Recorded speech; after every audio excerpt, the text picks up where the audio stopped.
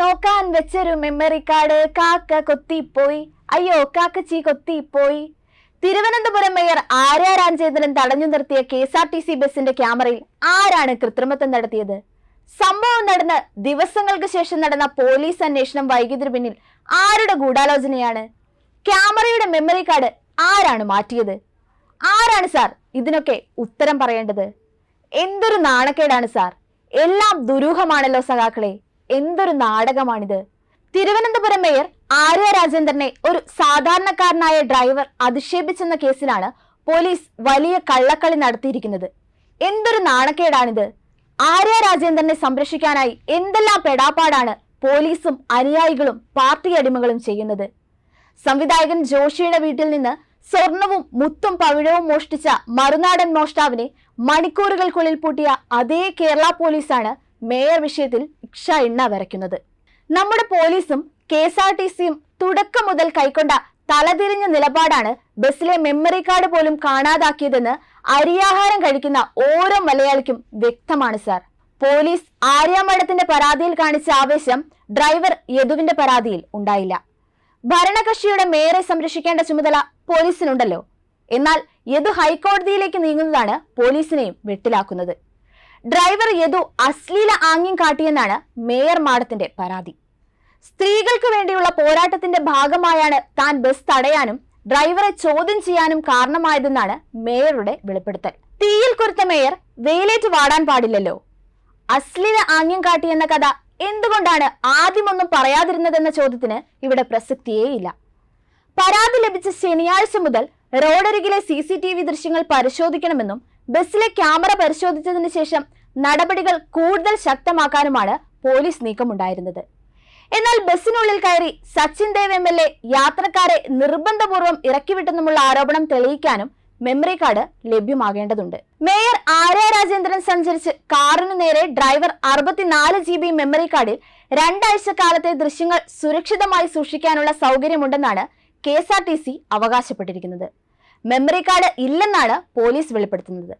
ഇതോടെ ദൃശ്യങ്ങൾ പരിശോധിച്ച് തുടർ നടപടിയിലേക്ക് പോവാനുള്ള സാധ്യതയാണ് തടസ്സപ്പെടുന്നത്. ആരാണ് CCTVയുടെ മെമ്മറി കാർഡ് മാറ്റിയത്?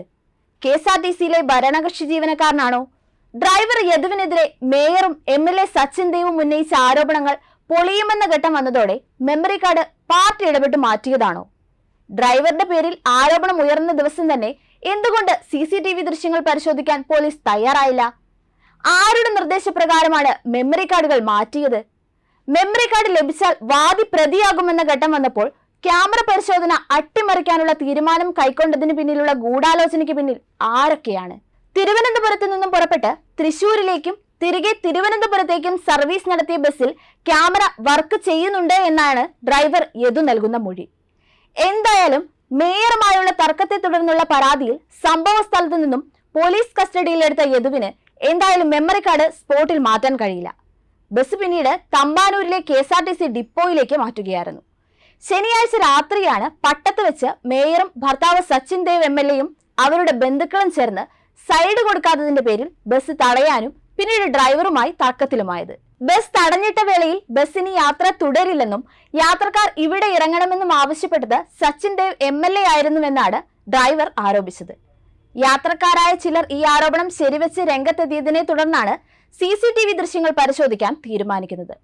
ഡ്രൈവർ അശ്ലീല ആംഗ്യം കാണിച്ചതായുള്ള പരാതിയിലാണ് പ്രധാനമായും അന്വേഷണം നടക്കുന്നത്.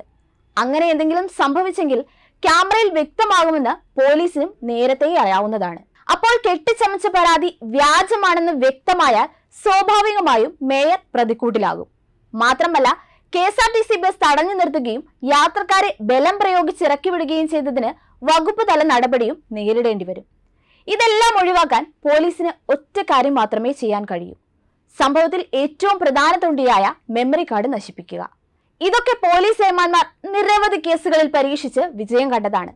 ഡ്രൈവർക്കെതിരെ മേയർ ആര്യ രാജേന്ദ്രൻ ഉന്നയിച്ചിരിക്കുന്ന ആരോപണങ്ങളെല്ലാം ഒന്നൊന്നായി തകർന്നുകൊണ്ടിരിക്കുകയാണ്. മേയർ ഭരണസ്വാധീനം ഉപയോഗിച്ച് പോലീസിനെയും KSRTC ഉന്നതരെയും ഡ്രൈവർ യദുവിനെതിരെ നീക്കുകയാണ്. എന്നാൽ സാഹചര്യ തെളിവുകളും സാക്ഷിമൊഴികളും മേയറെ പ്രതിക്കൂട്ടിലാക്കുമെന്ന ഘട്ടം വന്നതോടെ CPM നേതൃത്വവും പ്രതിരോധത്തിലായിരിക്കുകയാണ്.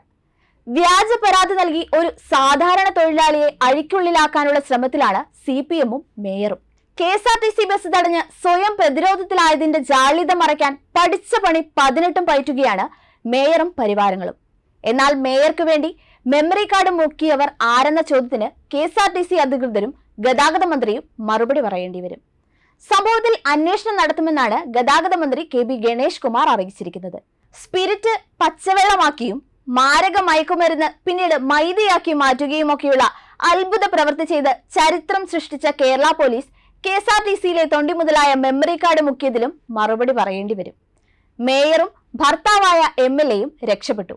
ജനങ്ങൾ അപമാനിക്കപ്പെട്ടു. ജനാധിപത്യത്തിന്റെ ഗതികേടെന്നല്ലാതെ എന്തു പറയാൻ?